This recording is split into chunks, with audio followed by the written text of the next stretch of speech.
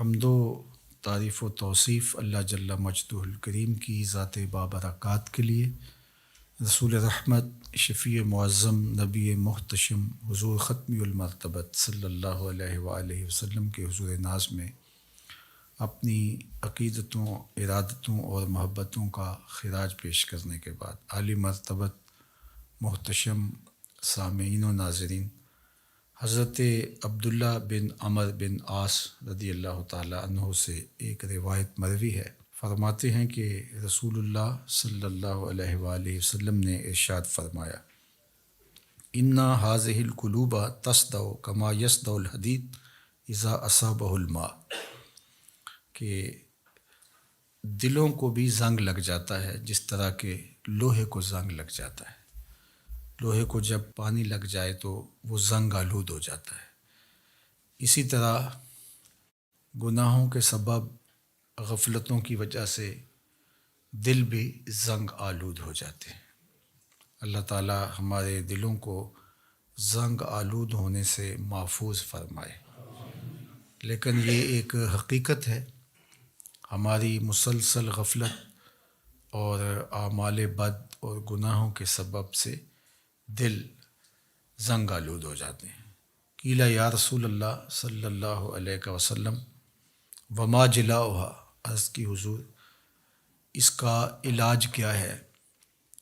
ان دلوں کو روشنی کیسے ملے گی؟ زنگ کیسے اترے گا؟ دل اجلے کیسے ہوں گے؟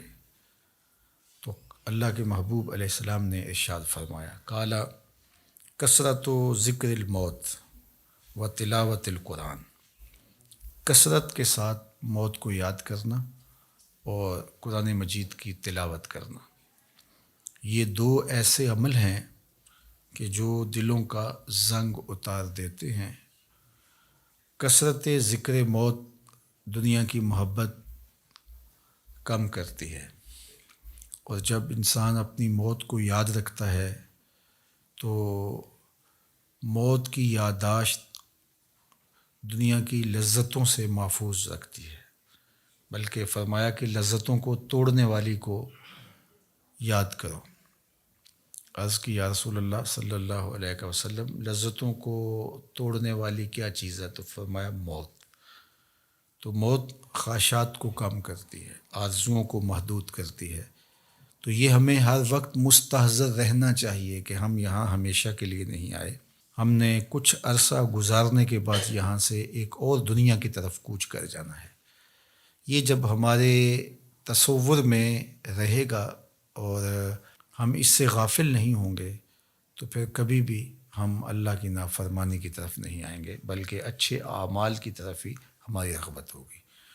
دوسری چیز جو دل کو ستھرا کرتی ہے، دل کا زنگ اتارتی ہے اور اللہ کی معرفت کا رنگ دیتی ہے، وہ ہے تلاوت کلام مجید۔ تلاوت کلام مجید اللہ جل شانہ کا ایک ایسا انعام ہے اس امت کو جو دیا گیا، جو ہم راتوں کی تنہائیوں میں اور دن کے اجالوں میں کرتے ہیں۔ ہماری نمازوں کے اندر قرآن مجید کی تلاوت کو رکھا گیا، ہمیں قرآن مجید کی تلاوت کی ترغیب دی گئی۔ تو یہ اللہ کا کلام ہے، اور اللہ کے کلام کی جو تاثیرات ہیں وہ دلوں کو نور بخشتی ہیں۔ تو جب دل قرأت قرآن سے، تلاوت کلام مجید سے، قرآن مجید میں غور و فکر اور تدبر کرنے سے دلوں کو معرفت الہیہ نصیب ہوتی ہے اور دلوں کو نور ملتا ہے، دل اجلے ہو جاتے ہیں اور پاکیزہ ہو جاتے ہیں۔ تو یہ دو چیزیں اس حدیث پاک میں بیان فرمائی گئی جو دلوں کا زنگ اتارتی ہیں، ایک کثرت کے ساتھ موت کو یاد کرنا، اور دوسرا قرآن مجید کی تلاوت کرنا۔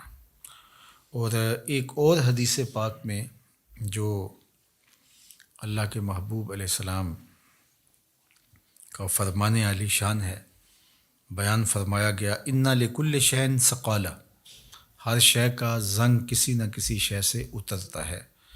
وَإِنَّ ثَقَالَةَ الْقُلُوبِ ذِكْرُ اللَّهِ، اور دلوں کا زنگ اللہ کے ذکر سے اترتا ہے۔ ذکر الہی کرنے سے دل نور پاتے ہیں اور زنگ اترنا شروع ہو جاتا ہے۔ اور آقا کریم نے یہ بھی ارشاد فرمایا وما من شیء انجا من عذاب اللہ من ذکر اللہ، اللہ کے عذاب سے نجات دینے والی ذکر الہی سے بڑی کوئی چیز نہیں ہے۔ سب سے زیادہ اللہ کے عذاب سے جو نجات دیتا ہے وہ اللہ کا ذکر ہے۔ تو کثرت ذکر دلوں کا زنگ اتارتا ہے اور اللہ کی معرفت کا نور نصیب ہوتا ہے۔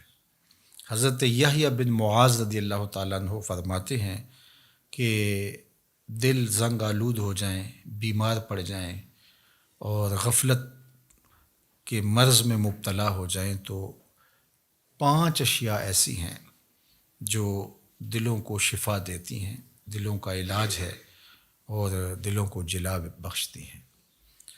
تو فرمایا سب سے پہلے تو قراءۃ القرآن بالتفکر، تفکر کے ساتھ قرآن مجید کی تلاوت کرنا، جو کہ حدیث پاک میں بھی آپ نے سماعت کیا۔ اور دوسرا فرمایا وخلاء البطن، اور پیٹ کا خالی ہونا۔ بھرے ہوئے پیٹ غفلت کا سبب بنتے ہیں، اس لیے کثرت کے ساتھ روزے رکھنے چاہیے۔ روزہ اللہ جل شانہ کی قربت کا ذریعہ ہے اور تقوی کا نور دیتا ہے اور باطن کی جلا کا سبب اور ذریعہ ہے۔ تیسری بات فرمائی وقیام اللیل، راتوں کو قیام کرنا، جب دنیا سو جائے مصلی بچھا لیں اور اللہ کے حضور آہوزاری کریں اور اللہ کے حضور سجدہ ریزیاں کریں، قیام اور رکوع سے اپنے روٹھے ہوئے رب کو منائیں۔ اس سے دلوں کے زنگ اترنا شروع ہو جائیں گے اور دل اللہ کی معرفت کا رنگ پکڑنا شروع کر دیں گے۔ اور چوتھی چیز انہوں نے بیان فرمائی والتضرع عند السحر، سحری کے وقت مصلی کے اوپر بیٹھ کے رونا۔ سحری کے وقت مصلی بچھا لیں اور اللہ کے حضور آہوزاری کریں، قیام میں رونا، سجدوں میں رونا، رکوع میں رونا، دعاؤں میں آہوزاری کرنا، مصلی بچھا کے اس پہ بیٹھ کے دعائیں کرنا، اللہ کے حضور تضرع کرنا، اللہ کے حضور زاری کرنا۔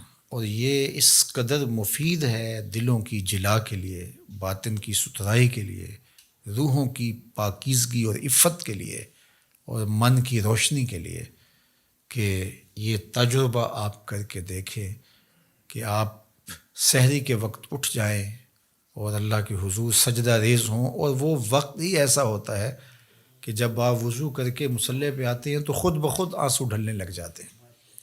ایک درد اور کیفیت ان لمحوں کے اندر رکھی گئی ہے۔ اور پانچویں چیز جو ارشاد فرمائی گئی ومجالست الصالحین، نیک لوگوں کی صحبت۔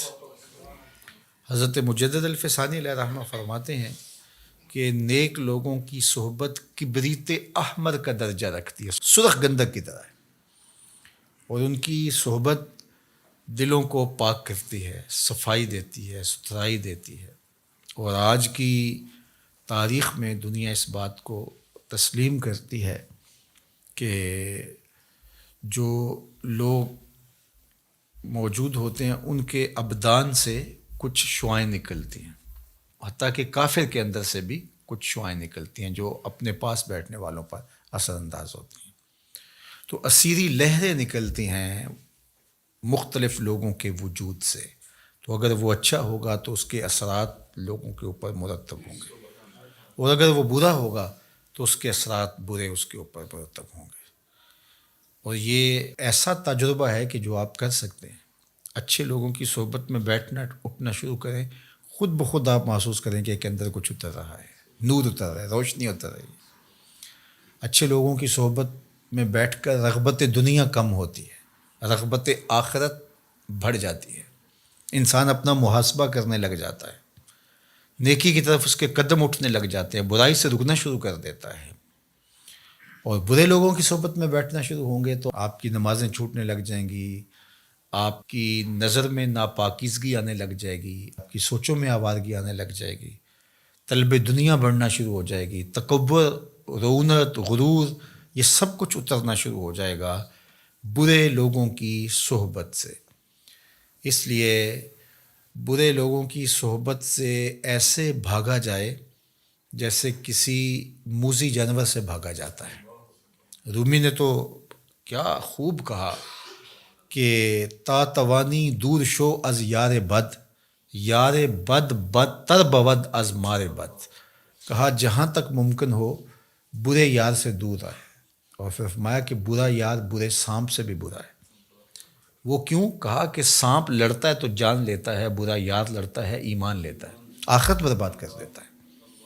اس لیے اچھے لوگوں کی صحبت کو تلاش کرنا چاہیے، اور اچھے لوگ مل جائیں تو ان کی صحبت کو غنیمت سمجھنا چاہیے۔ مجھے واصف علی واصف مرحوم کا ایک جملہ یاد آیا۔ انہوں نے کہا تھا جس شخص کے بارے میں تمہیں شک ہونا کہ اللہ کے قریب ہے، اس کے نیڑے لگ جاؤ۔ تمہیں شک بھی پڑ جائے کہ یہ بندہ اللہ کے قریب ہے تو پھر اس کے نیڑے لگ جاؤ، اس کی غلامی اختیار کر لو، اس کی نوکری اختیار کر لو، اس کی صحبت اختیار کر لو۔ تو یہ 5 چیزیں حضرت یحییٰ بن معاذ فرماتے ہیں کہ اجڑے ہوئے دلوں کو آباد کر دیتی ہیں، بیمار دلوں کے لیے پیام شفا ہے، اور دلوں کے زنگ اتار کے اللہ کی معرفت کا رنگ دیتی ہیں۔ اور ان میں سے قراءۃ القرآن بالتفکر، دوسرا خلاء الباطن، تیسرا قیام اللیل، اور چوتھا التضرع عند السحر، اور 5واں مجالسۃ الصالحین، نیک لوگوں کی مجلس صحبت۔ میاں صاحب نے بھی کہا تھا صحبت مجلس پیر میرے دی بہتر نفل نمازوں، ہک ہک سخن شریف سونے دا کردہ ماہر مرازوں۔ اللہ اکبر۔ چونکہ ظاہر ہے جو خیر پر مشتمل بندہ ہوگا تو وہ جب بھی بیٹھے گا خیر ہی بانٹے گا۔ الاناؤ یترشع بما فیہ، برتن سے وہی ٹپکتا ہے جو برتن کے اندر ہو۔ تو کسی اچھے آدمی کی صحبت میں آپ بیٹھیں گے تو وہ خیر ہی دے گا، وہ آپ کے لیے رحمت کا سبب و ذریعہ بنے گا۔ اور برا آدمی چونکہ اس کے اندر ہی شر ہے، اس کے اندر ہی برائی ہے، تو وہ خیر دے ہی نہیں سکتا چونکہ اس کے اندر ہے ہی نہیں، تو اس کے اثرات ضرور مرتب ہوں گے۔ اور اللہ کے محبوب علیہ السلام نے اچھے جلیس اور برے جلیس کی مثال دی کہ جو اچھا جلیس ہے، فرمایا اس کی مثال عطر بیچنے والے کی ہے۔ یا تو وہ آپ کو تحفہ دے دے گا، جس طرح کہ عطر بیچنے والوں کی عادت ہوتی ہے کہ وہ تحفہ دیتے ہیں، یا پھر اس سے آپ خرید لیں گے، آپ کو عطر اچھا لگے گا، انسانی طبع کو خوشگوار لگتا ہے تو آپ کہیں گے کہ یہ مجھے دے دیجئے۔ اور تیسری بات فرمائی کہ اگر نہ وہ تمہیں ہدیہ کرے اور نہ تم خرید سکو تو جب تک اس کے پاس بیٹھے رہو گے خوشبو آتی رہے گی۔ اور برے جلیس کی مثال فرمائی کہ وہ بھٹی دھونکنے والے کی ہے، یا تو کوئی چنگاری اڑے گی اور تمہارے کپڑوں پہ پڑے گی اور ان کو جلا کے خاکستر کر دے گی، اور اگر ایسا نہیں ہے تو جب تک بیٹھے رہو گے تمہیں اس کی بدبو سے اور تعفن سے تکلیف پہنچتی رہے گی، اور اس کے دھوئیں سے تمہیں اذیت پہنچتی رہے گی۔ اب تمہارا انتخاب ہے کہ تم اچھے لوگوں کی صحبت میں بیٹھتے ہو یا برے لوگوں کی صحبت میں بیٹھتے ہو۔ تو دلوں کا علاج پھر اللہ کے ذکر سے ہے۔ دلوں کا زنگ قرآن مجید کی تلاوت سے اترتا ہے، دلوں کا زنگ قرآن مجید میں غور و فکر کرنے سے اترتا ہے، دلوں کا زنگ اللہ کے ذکر سے اترتا ہے، دلوں کا زنگ کثرت کے ساتھ موت کو یاد کرنے سے اترتا ہے، دلوں کا زنگ سحری کے وقت اٹھ کے اللہ کی حضور آہوزاری کرنے سے اترتا ہے، دلوں کا زنگ صالحین نیک خصلت لوگوں کی صحبت میں وقت گزارنے سے اترتا ہے۔ اللہ ہمارے دلوں کو مصفہ اور مزکہ فرمائے، اور ہمارے باطن کو ستھرائیاں، پاکیزگیاں اور نور و نکہت عطا فرمائے۔ جب وہ اپنی تجارت کے لیے جا رہا ہوگا تو رسول اللہ کے بتائے ہوئے فرمان پر عمل کر رہا ہوگا۔ دنیا اسی لیے مسلمان کیا سمجھتا ہے کہ کلمہ پڑھ لیا بس ہو گیا، ایسا نہیں ہے۔ جو آدمی کلمہ پڑھ لیا ہے پھر اس کی زندگی قید خانے کی جیسی ہے کہ جیل کے اندر کوئی انسان اپنی مرضی کے مطابق نہ کہیں جا سکتا ہے نہ کھا سکتا ہے، یہاں تک کہ لیٹرن پیشاب بھی جیلر کے مطابق ہوتا ہے کہ نہیں ہوتا؟ کہوں گا نہ ہوئی جیل میں، لیکن لوگ آتے ہیں بتاتے ہیں سنتے نہیں ہوگا جیل کا معاملہ کیا ہوتا ہے بھائی، اپنی مرضی سے کچھ ہوتا نہیں ہے۔ تو انسان کو چاہیے کہ کلمہ پڑھ لینے کے بعد اس